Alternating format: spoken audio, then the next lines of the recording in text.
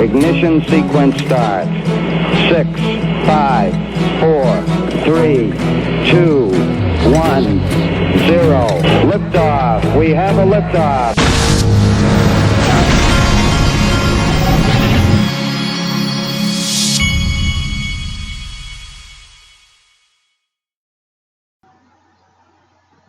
Hey everybody, this is the Digital Asset Investor, and Web Surfer is on the money this morning. He's already sent me two great things. Wanted to show you this, but he's at Web Surfology. It's a definite follow. First thing I wanted to show you is this. It's an article on CNN Business, Bet on Bitcoin as an insurance policy against irresponsible government, crypto bull says. Where have you heard this before? They talked to two different investment managers in this article. The first guy they talked to is Travis Kling, who's the founder and chief investment officer of crypto hedge fund IKJ Asset Management. I think I said that right. Maybe not. But here's what he said, and this is kind of in line with what I've. And remember, when you're hearing Bitcoin, that's representative of just digital assets in general, at least the good ones, XRP being the greatest.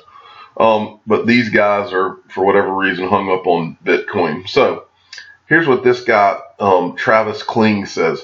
He says, like other crypto, well, this is what the article says, like other crypto bulls, Kling is alarmed by the buildup of debt on government balance sheets and extreme steps taken by global central banks to encourage growth. Some fear that high budget deficits and low interest rates will eventually lead to hyperinflation and erode the value of the US dollar and other major currencies. And this is the theme of one of the themes of what I've been talking about all along. I've told you many times, digital assets were literally created in response to these crazy, ridiculous actions by central banks. I can tell you when I knew that what the governments were doing, where they had gone too far, and that this was going to end really badly, was when we started seeing the bailouts back in the financial crisis. And I remember it was across the country.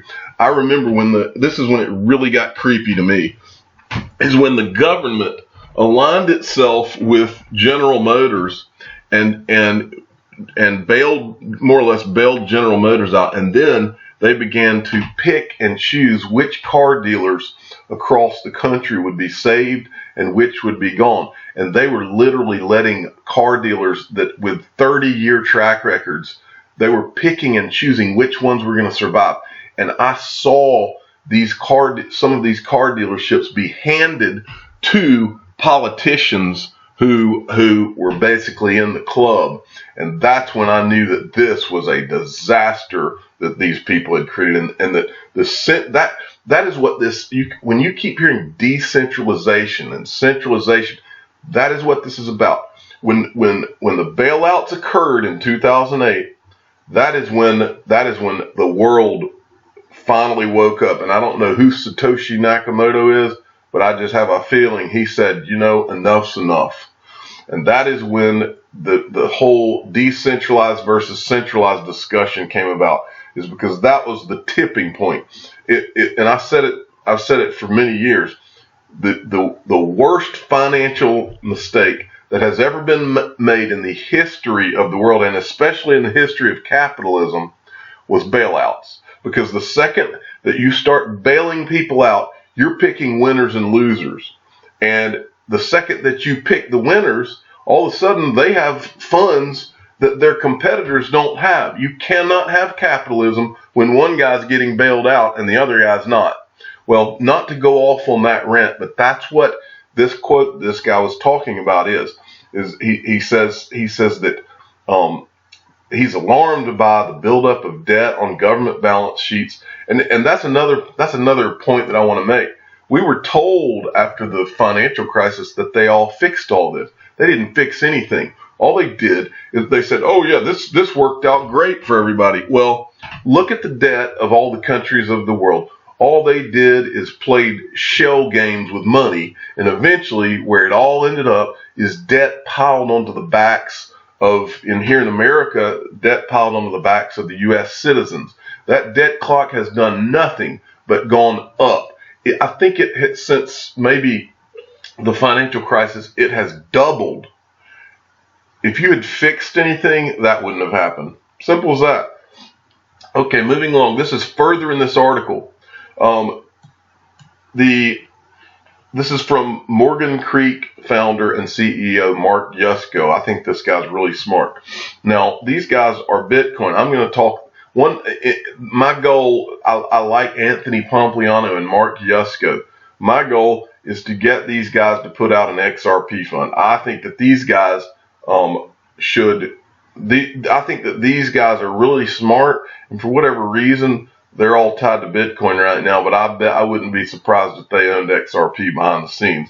But this is what Mark Yusko says. He says, "We believe Bitcoin will be one of, if not the largest network on the planet.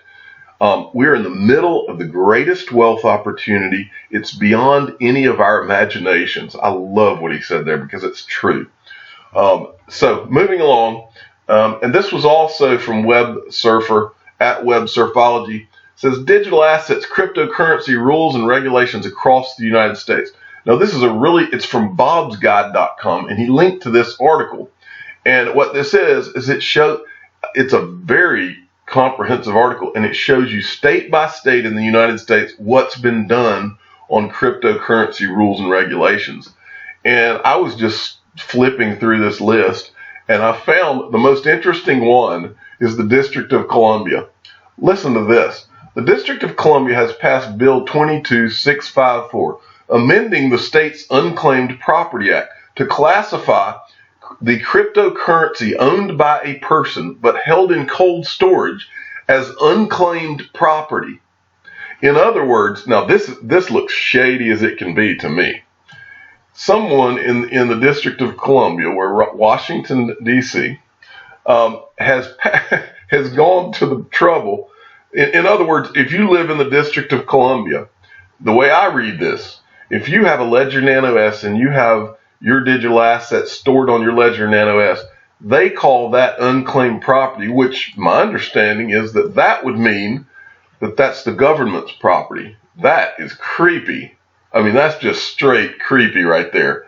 But I stopped at this one and read it. I read it 2 or 3 times, and this kind of tells you, this to me, when I read this, it looks like a first quick reaction by government to digital assets when they didn't know what to do. Hey, we'll just call it unclaimed property, and that way we can seize it. That's what I read into that. That's what I see when I read that. But maybe I'm wrong. You tell me what you think.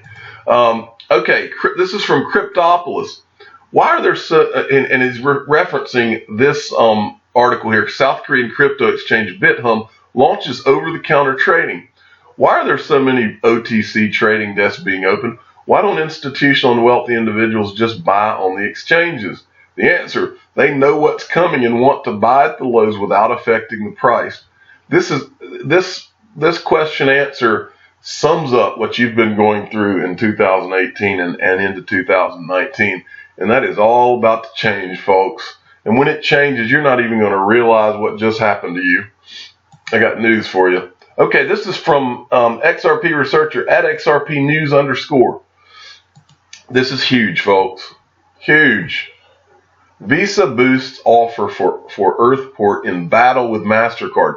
Now remember, Earthport is partnered with Ripple. Okay, their Earthport is either using or going to be using RippleNet. Just a matter of time before it's digital assets, and I'll show you why I say that in a minute. But how this originally happened is Visa made an offer to buy Earthport. These people are fighting for their existence, folks. Visa made an offer to buy Earthport, and then MasterCard came in and made a an offer to buy Earthport, a larger offer. Now Visa has come in and they're offering more money. They don't want MasterCard to have it. They don't want MasterCard to have a relationship with Ripple instead of them. That's what they really don't want. So Visa, it says Visa on Friday sweetened its offer for payment company Earthport to about 247 million pounds, $319 million, pushing past MasterCard's earlier bid and setting up a showdown. These people are literally fighting over Ripple, guys and gals. That's what's going on right here. Fighting over Ripple. And moving on, let's show you how serious this is really getting. Do you remember a few months back when Western Union, Brad Garlinghouse came out and said, first Western Union came out and said, well, we tested Ripple and we didn't think that it really saved a lot of money. And then Brad Garlinghouse came out and said, well, they didn't even test it on any large scales where they could see the savings. They only tested it just a little bit. And at that, they only tested like a very small, very tiny percentage of the volume that they would need to test in order to see the true savings. And then at that time I said, well, this smells fishy. It almost smells like they're just putting this out there to make their competitors think they're not interested. Meanwhile, this is today. Funds remittance giant Western Union set to add cryptos to its services this year. This year, Western Union, the global funds remittance giant, is considering going paperless this year. In an interview with Reuters Plus, Odilion Almeida, Western Union president, said the company has been exploring ways to include cryptocurrencies in its service. The global funds transfer giant has also considered employing blockchain technology in its operations as a way of adding value to its services. I told you at the time when they said that they are not going to be left behind by their competitors. And as you can see here, of course they're not. They're seeing all these. What's happening is these Mercury FX, some of these smaller companies are popping up and starting to use Ripple and XRP. These guys know what's about to happen to them if they don't do something about it. This is how you become a blockbuster if you don't do something about it, and you better believe they are. And now we have confirmation. Finally, I want to show you this. I showed you yesterday yesterday we covered the fact that ErisX had added some big players. This was yesterday. They added a guy from Barclays and a guy from YouTube. Well, this quote was from them that I missed. This is the beginning of a new asset class. The leaders in this space are still being developed, as are the biggest players still being built. That is from ErisX.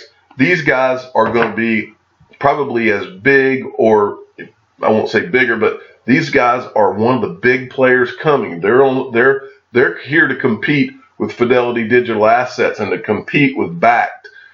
These guys know what they're talking about.